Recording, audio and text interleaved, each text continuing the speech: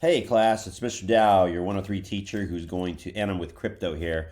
He's your class dog, and we're going to talk to you a little bit about what's coming up in the next week in terms of the assignments due.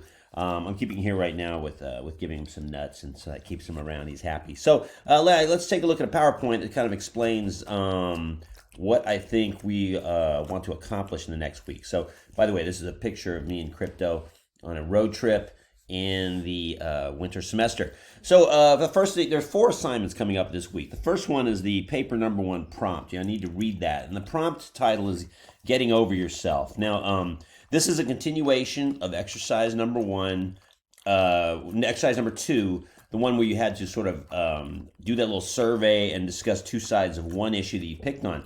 So we're going to actually turn that into a writing project. I'm not going to call it a paper.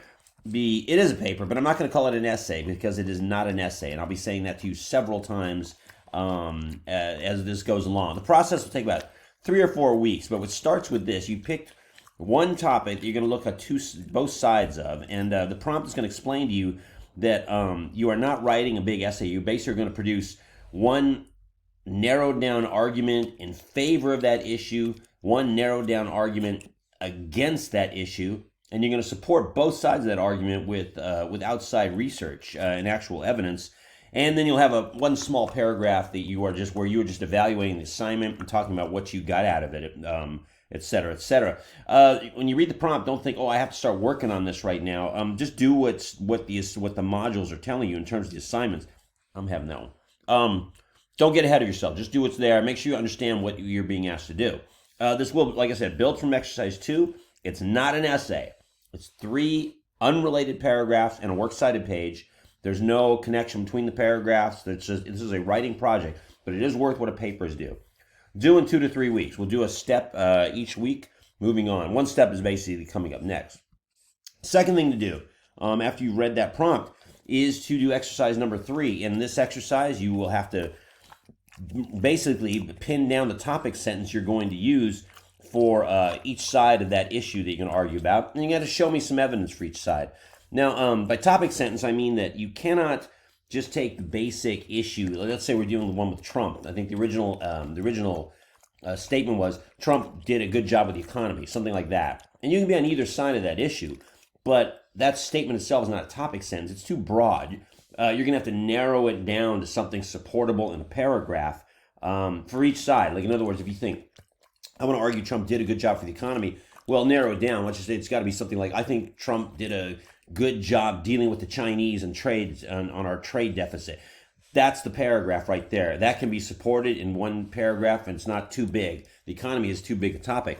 On the other side, you would say, what's the reason? Oh, I think Trump basically inherited a good economy from Obama. That's a paragraph topic sentence. All the evidence would just be about that one point. So you do need to compose a topic sentence in this exercise. You're saying these are, or 2 topic sentences because there's 2 paragraphs here. And then you also have to show me some evidence. And I've got some examples of what I mean by evidence. We're doing a little research on this, but the research should not take you very long. Most of my research took 5 minutes on my example. But the point is, I had narrowed down the topics first, and I know what I'm looking for. I'm looking for actual data. In other words, I want more than just somebody who's repeating my point. I want actual information to support it. So that is the next exercise. Now, this one, if you decide you want to change topics to one of the other ones, you can do it. You do have to explain why you're doing that to me, though, all right? If there's something you'd rather argue 2 sides of, that's all right. There are some guidelines about finding the evidence, about, looking at valid websites as opposed to websites that will not be acceptable. And this is research. You will end up doing a works cited page and saying these things are research. So you do want valid websites that can give you actual information. And the third one is, on this exercise, expect to revise. Some of you have already seen, I've already been asking you for revisions. Totally normal. I just want to do a quick revision of 1 or 2 things, and then I give you the full points. Here, what I often find is I'm asking for, just pick one of the topic sentences that you pin down. Give me 3 pieces of evidence, potential evidence. Always I'll critique the evidence and say, this one's strong, but look, this one's not as strong, et cetera, et cetera. So just expect that that's going to happen. The next thing that you need to do is read this essay about Toolman logic. This is probably the main text of the whole course. Toolman logic, which is basically just a way of looking at arguments, will run through the entire semester. In other words, I'm not going to pile on new information all the time again and again. I'm basically going to stick with what you get in this essay. I'll add a little bit to it, but this idea of dividing every argument into 3 parts and being able to identify those 3 parts, that ties us right back to the use of inference, ties us right back to the use of evidence. And so this is something, the structure we're going to work with, but I'm introducing it here. So read it, relevant to the whole course. Many exercises will follow. By many exercises, I just mean that to understand any argument, I think you already, you probably have some instinct for already getting, one part is what they call the claim, or what's the point of the argument. That's usually right up front. Another part of an argument is what's the evidence, which is really anything that's brought up as support for the claim.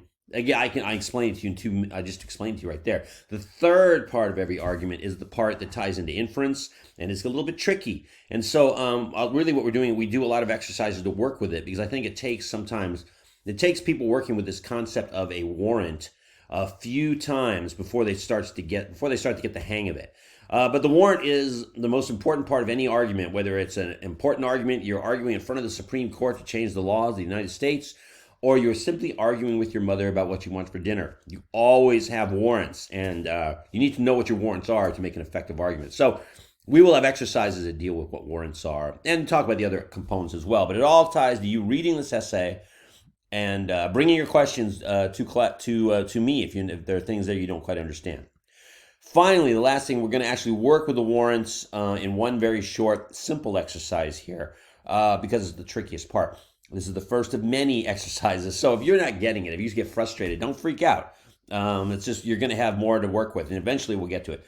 Paper number 2, when we get there, paper number 2 directly uses the idea of warrants in an argument, so you do have to kind of have it down. And then, again, expect to revise on this one little exercise about the warrants. I think that's one way people learn with something like this kind of tricky little argument thing where I'm saying find the warrant, which is a hidden assumption there. There is a way to work your way backwards to it and draw an inference of what the warrant can be, but it takes practice. So if you don't get it right, I'm not just going to move on. I'm going to say, well, let's try it again. I'll try to prompt you to get it right. Okay, so that is basically what you're doing for this coming week. And I think that what's going to happen is that I think I have I think week 3 has actually got some more assignments, but I'm kind of starting slow as the people are adding the class, and there's such basic concepts here that are important to the rest of the course. I do want you to kind of everybody to catch up, so when we get to week 3, everybody's kind of on board with, okay, this is what it is, this is what we're doing, and like I say, we're not introducing a ton of new concepts beyond that. We're just going to work with those concepts that we have. Anyway, that's it. Crypto abandoned me. I ran out of nuts, so I'll stop there and keep going. Get on those. Send questions if you have them.